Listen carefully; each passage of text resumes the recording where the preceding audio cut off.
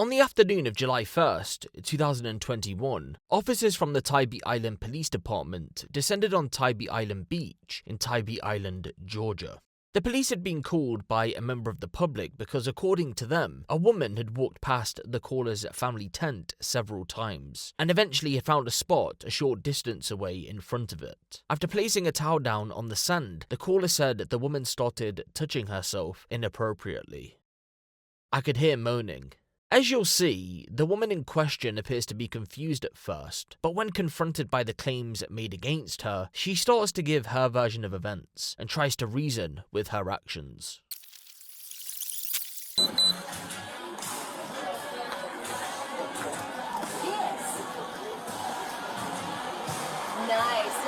How you doing, ma'am? I'm Officer Dollar with IUP. Can we speak to you for a second? We'll get you over there. Go ahead and bring your stuff. Yeah.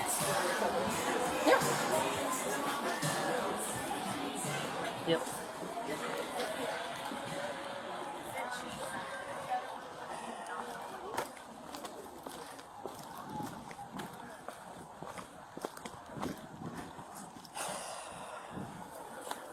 Alright. What's your name, ma'am? Chris? Chris? Do you have your ID on you? Chris. Yeah, can I ask what the problem is? Alright, so someone called us. We got multiple calls about you. About something pertaining on the beach. Yes. Were you supposed to be, were you doing something you weren't supposed to be doing?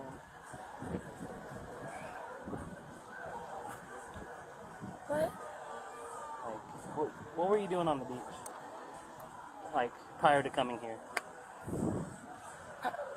Prior to coming here. Were you at the beach at some point in time? Okay, I don't understand. There was nobody. I was just sitting on my towel. Nobody was around me. Okay, and you were over at the beach? Like I was near the water. Near the water? Yeah. Okay. Alright, well, like I said, someone called and they saw you doing something you weren't I supposed to be didn't. doing. No, that's not true. Okay, look, is this something that my phone should be off for or on for? You could, whatever you want to do.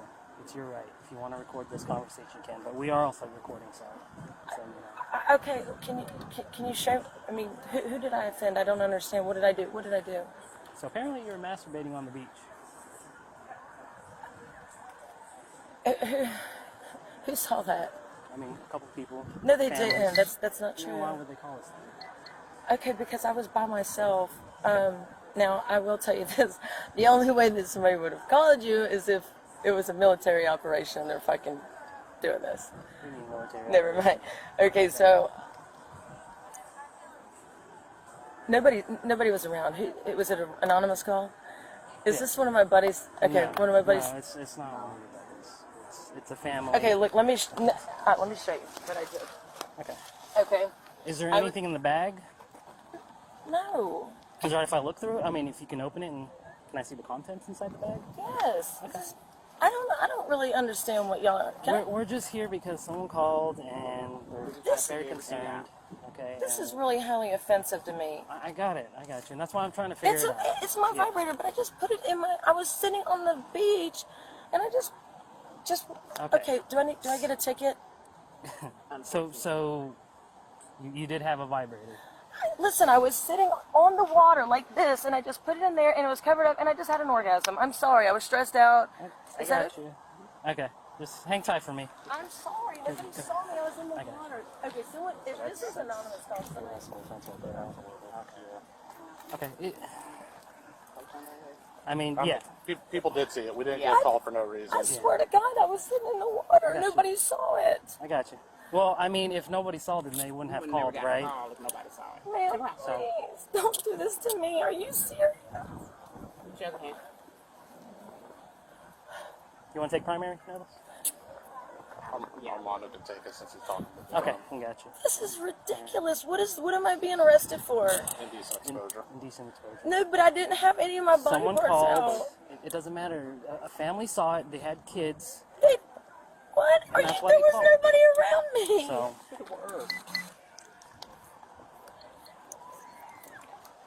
Nothing in here that shouldn't be in here? No. Okay. Well, I'm just gonna throw this in here, okay? We'll go through it at the car. Yep.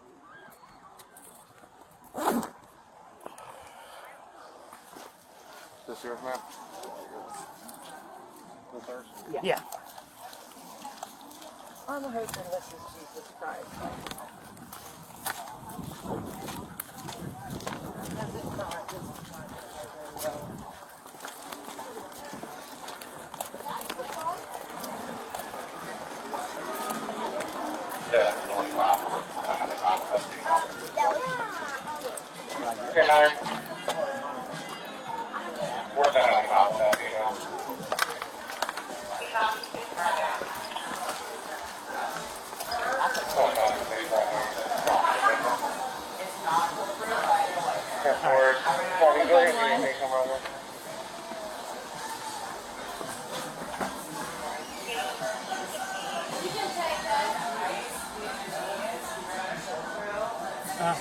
All right, awesome. Oh, it's right here? Sweet, thank you so much. What's your name? Amber? Yeah.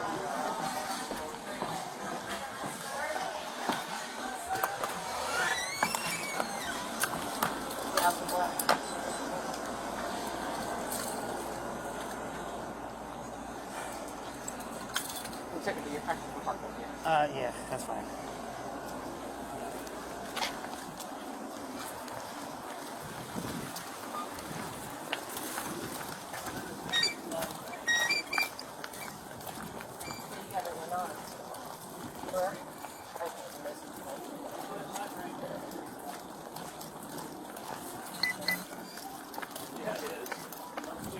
Thank you for confirmation.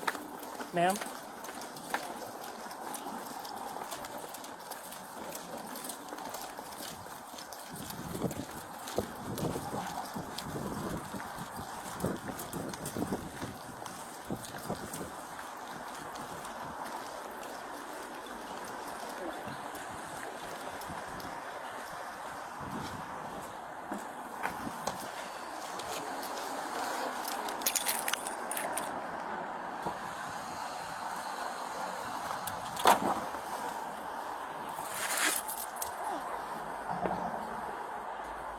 You got her ID yet? No, we haven't gotten our ID yet.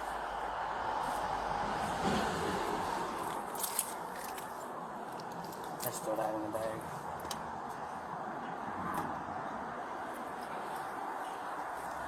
$15 Tabby. Can you run a Georgia 27? Check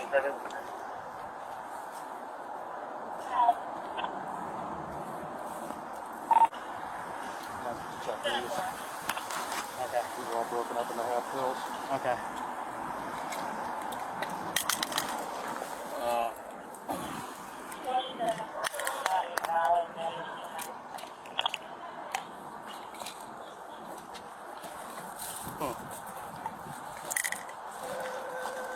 Oil pills.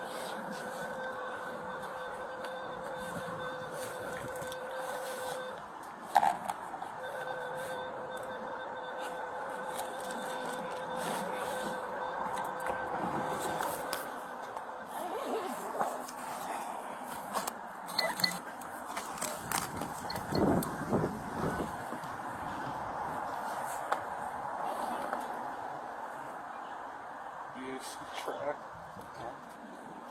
Oh, Jesus.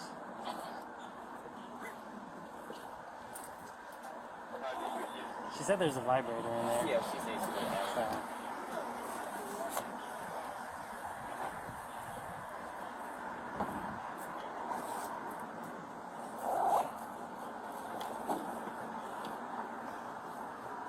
So,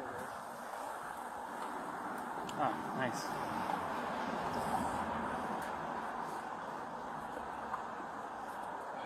It's a bullet style. That's what they call it.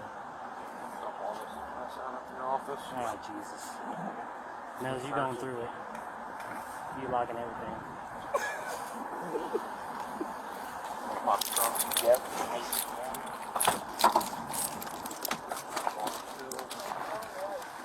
Look at the code book, see what she's charging. Okay. I mean, and she admitted to it, and she said she had an orgasm on the beach and all that other good mess. So, yeah. All right. Cool. What's the clock? It's 6 o'clock. 6 o'clock. Alrighty. What's that? Mm-hmm. I was just sitting in the water. Gotcha. Stressed out. I got you. And I mean, to be completely honest with you, I really don't care what you did, you know. But again, someone saw it, so that's why we're here, you know. I mean, if you're gonna do something like that, you know, don't get caught. That's all I have to say, you know. So I mean, I got nothing against you, you know. 34-year-old Christina Ashley Revels Glick was arrested and charged with indecent exposure and disorderly conduct. If you're not familiar with this story, then you may be thinking to yourself, well, that's the end of it. She went through the legal process and received her punishment. In the state of Georgia, a first offence of indecent exposure is classed as a misdemeanor, so you'd be right to think that she got a slap on the wrist. But what if I told you she didn't even make it through the whole legal process, because she passed just months after her arrest? But the circumstances surrounding her death aren't as straightforward as you may think. Christina's life leading up into the beach incident had been a, quote, wild one, according to one unnamed relative. And although there isn't much information about her early life, we do know that the beach incident wasn't her first run-in with the law. She got in trouble, got herself arrested. She went to prison in Florida. It isn't entirely clear why she specifically went to prison, but we do know that she had been arrested on a handful of occasions. In 2018, she was accused of stealing a car, and in that same year she was arrested a handful of times for public drunkenness. Her life prior to the 2018 arrests was far from stable. You see, she had 2 sons with 2 different men, a 19-year-old from a relationship way back in the day, and a 15-year-old from a marriage that ended in divorce in 2015. Although the divorce went through in 2015, the marriage had broken down years before. Just 6 months after the 15-year-old was born, she left the family home to go on her own journey in life. The child was left with his father. Over the years, she had little contact with either of her children and their fathers, but on at least one occasion, she and her at the time husband rekindled. After she spent time in jail, her husband took her back, but she was wild. A short while after they got back together, she fell in with a real bad crowd. She was drinking and taking drugs. By 2020, Christina had made her own way in life once again, and she had been living at a property in Hinesville, Georgia. I'm not judging, but there were a lot of men, and we heard she worked at a strip club too. She was always nice to talk to, always smiled, said hello to our kids when she was coming in and out. She always paid her rent on time. In that sense, she was a model tenant. Then came March of 2022. On the 19th, landlady Felicity Rollins contacted police to request a welfare check on Christina. She had missed her latest payment for rent. A couple of weeks had gone by and Felicity couldn't get hold of her. When police arrived, it was reported that, quote, negative contact was made. Then they left. Remember, Ashley wasn't considered a vulnerable adult in the eyes of authorities, and there were no reports to police that she could be in any sort of danger, so there wasn't much they could do about it. Over the next 12 days, Felicity continued to try and reach out to Christina, but all attempts failed. Then, on the 31st of March, 2022, Felicity and her boyfriend decided it was for the best to enter the property to see what was going on for themselves. It was then a gruesome discovery was made. I was sitting waiting in my truck when Felicity and her boyfriend came down and said, "Something's wrong. We think there's a dead body in there." They'd pretty much turned straight around when they opened the door. I didn't believe it. I thought they were messing, so I went up. When Felicity's family friend, Gareth White, entered the apartment, he knew straight away that someone had died. The smell alone was enough to tell him that. And so there she was, Christina decomposing on the floor in the property. She had been dead for roughly a month.